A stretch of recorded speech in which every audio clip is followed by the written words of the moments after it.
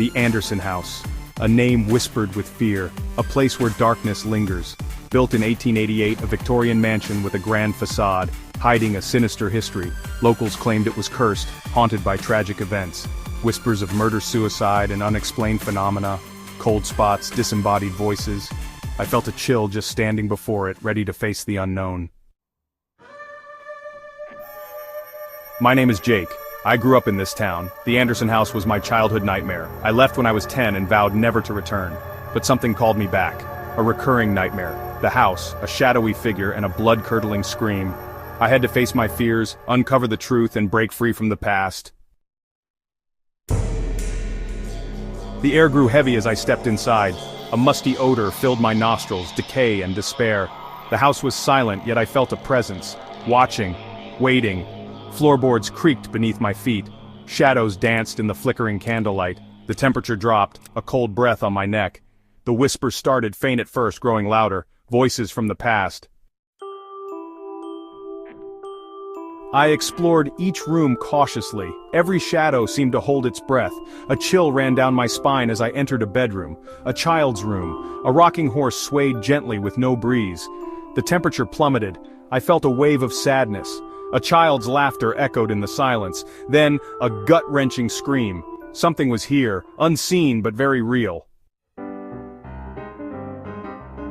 Section 5, A Portrait of Terror. The grand staircase spiraled upwards. Darkness clung to it like a shroud.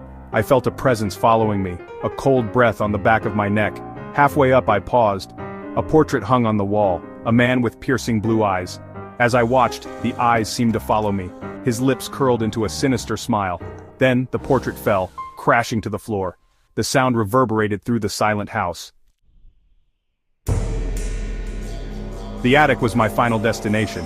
The air was thick with dust and dread. Old furniture piled high. Shadows danced in the dim light.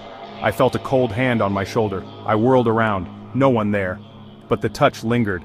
I saw a trunk tucked away in a corner. Drawn to it, I lifted the heavy lid. Inside I found a diary, bound in leather, the pages brittle with age. The diary belonged to the former owner, the man in the portrait. His words painted a picture of madness. He wrote of voices, shadows, and a dark entity that consumed him. He mentioned his wife and child, victims of his insanity. As I read the last entry, the room grew icy cold. The diary burst into flames in my hands. I dropped it. The fire spread, engulfing the attic in seconds. Flames roared. Smoke filled the attic. I choked, struggling to breathe. Panic surged through me. I stumbled towards the entrance, but the door slammed shut. Locked. I was trapped. The fire raged, consuming everything in its path. I could feel the heat scorching my skin. Then I saw him, the man from the portrait, standing in the flames, eyes blazing with hatred.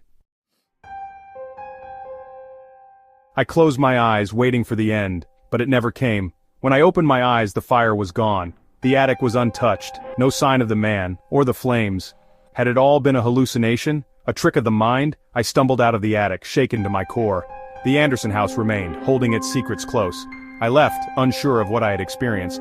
But one thing was certain, the house was still haunted, by its past, and now, by me.